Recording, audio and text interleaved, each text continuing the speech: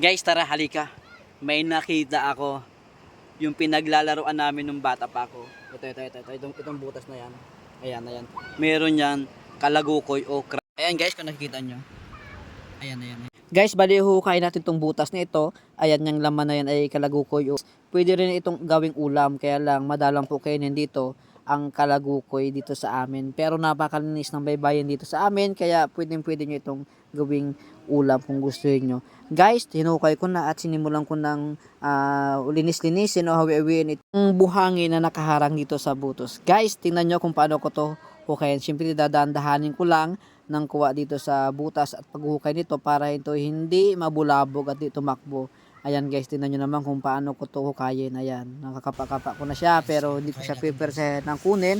Baka ating ito ay masaktan. Kaya utay-utay natin to guys ng kuha para ayun maging careful tayo at ito ay maging okay nitong kalagukoy na to papunta dun sa tubig. Guys, ayan, tumakbo na nga pala guys. Nagulat.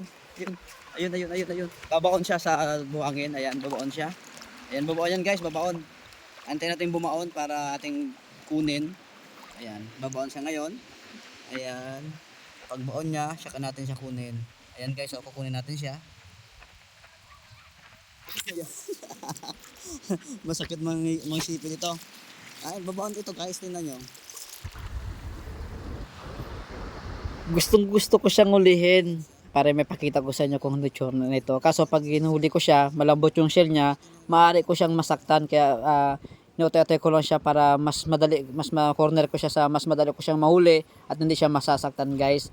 Hanggang sa hinabol ko yan, hanggang doon, malapit na doon sa kabilang pangpang na kanyang pag-aahunan. Ayan guys, mukhang kakagatin pa ako niyan kaya binitawan ko muna. Kasi pag pag kinagat ako niyan, mapipersa ko siya, maaari ko siyang masaktan. Na makuha siya. Yan, pabaunin lang muna natin siya sa buhangin. Lumalaban siya eh. Kaya nga alimango lumalaban. Ayan guys. Ayan na po yung alimango na yan o crabs. Ayan, nandyan na siya.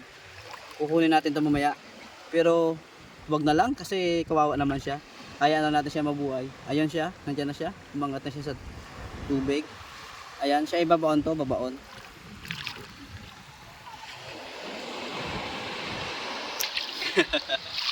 Ayun. Hayaan natin siyang bumaon para makuha natin kasi baka masaktan natin siya eh. Ayan siya oh. Grabe.